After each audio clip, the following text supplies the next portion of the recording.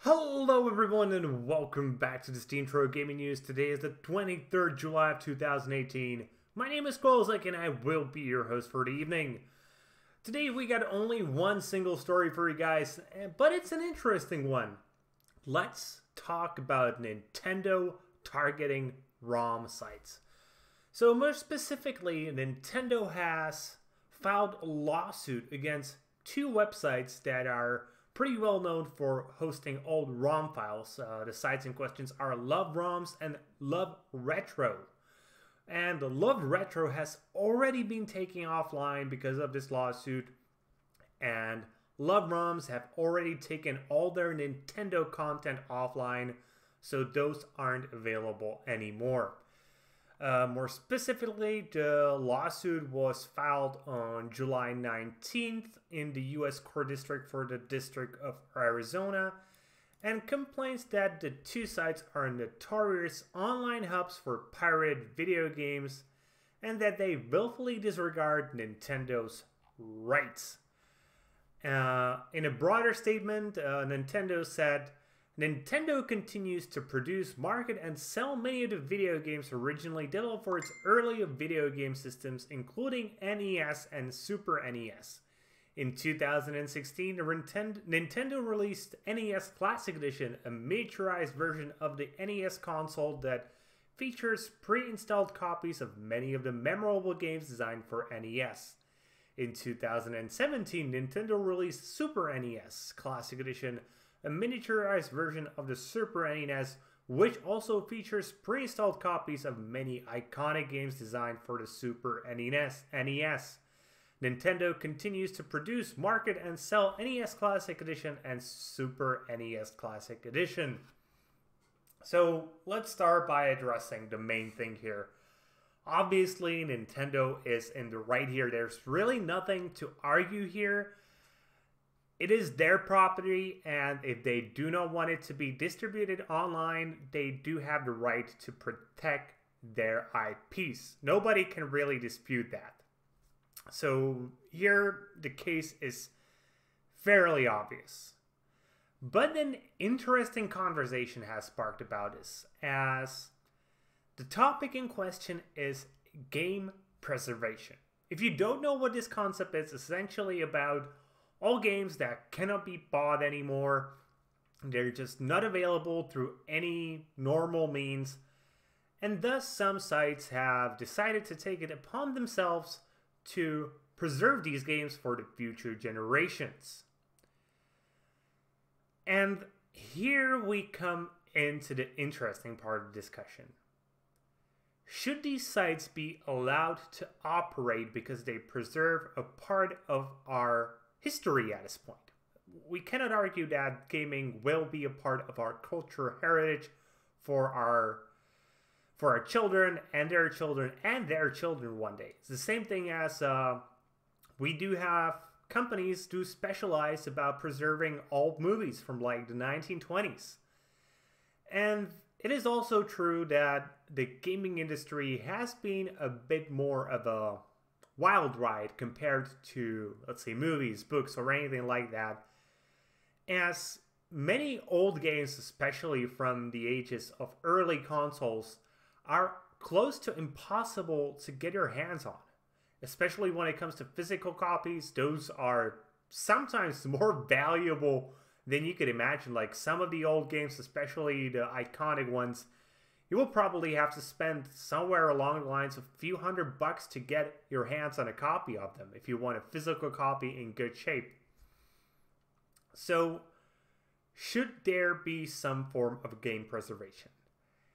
I would argue that yes. But on the other hand, I also believe that the industry should be taking handle of this. That all the major publishers, or at least the vast majority of them, or the major developers, and ideally even the smaller ones, pretty much everybody in the gaming industry should come together and agree to give a copy of the game to a specialized company who will be there for the sole purpose of preserving all games. And especially when it comes to the bigger studios, I think those could very easily dedicate just like a teeny fraction of their profits to run this most likely non-profit organization. That would be there solely for the purpose of preserving these games. And after the intellectual property rights have gone away for these games, that they should be released for free. I think the American model for IP rights is probably a bit too much. As I understand, it's around 100 years before something becomes public domain. I think when it comes to video games, something along the lines of 30 to 50 years since the game has last been sold would be a decent measure. I would actually argue probably even lower if I could, but I do understand that probably companies would not agree with this at large. So I'm taking a more realistic approach. But seriously, creating a non-profit organization which would be funded by the major publishers, it could even be asking just for sponsorships, could be asking for government funding to preserve a piece of our cultural heritage, is something that I feel is something that would be useful. It's something that would be cool and would give our children one day, and their children and their children, and go on and go on and go on, to actually experience as pieces of the gaming history. And it's very hard to argue that gaming will not be the new form of art. And it already is. But it will be only growing and growing, the same way that, yeah, initially it was paintings, let's say. Then music. Later on, we got books. Books, probably in the beginning, were, well, in the very beginning when they were all handwritten, there was sort of a different thing. But once the printing press got invented, books suddenly became mostly a commodity. But there still are books that we value and cherish. There are books that have immense cultural values. The same thing can be said about movies. Yes, on average, your movie is a consumer product that you watch once and never think about again. But then on the other hand, you have great pieces of art between the movies. And the same thing will happen to games. And preserving them is something important. And while I think maybe we do not need to preserve all of the games, there certainly is a good amount of games that should be preserved just for the sole reason that they had a huge impact on the gaming industry, and thus will be influential in the future once people start to treat them more as a form of art rather than just a media form. So what I'm proposing here, and what I would like to see to happen hopefully someday soon, is a non-profit organization that would exist for the sole purpose of game preservation. Leaving this to some random people on the internet, yes, I know it has been working better than anybody expected, to be honest, because most of these people are doing it out of passion, not out of the need or lust for profit, is something that has actually, again, worked better than anybody could have expected. But over time, it will probably need to be an organization of its own. And I'm suggesting we create it earlier rather than later, so we can avoid these situations where publishers still need to protect their rights, even though these sites are actually maybe not doing it out of lust for profit. Maybe they're just doing it out of their love for the games. If there was an organization just dedicated to this, this wouldn't be an issue. And you could know that these people are maybe, again, doing it out of passion, but they also know that there is an organization dedicated to this.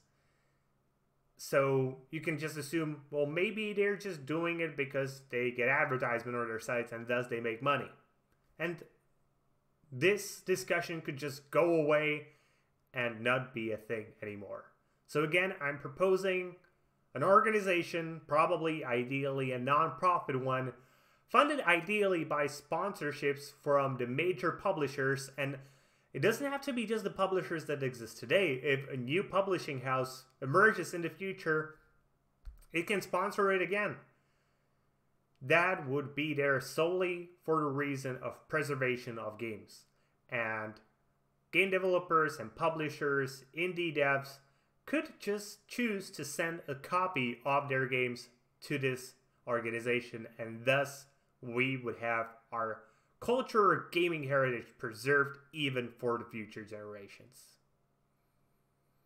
And with that being said, that's going to be it for today, guys. I hope you enjoyed today's show, and if you did, please consider giving us a thumbs up here on YouTube and subscribe to the channel. If you're watching on Steam and maybe you want to give us an upvote and follow the blog. Either way, be sure to leave a comment and be sure to tune in tomorrow for more gaming news, as we are your source of daily gaming news every single day. See you guys later with more gaming content.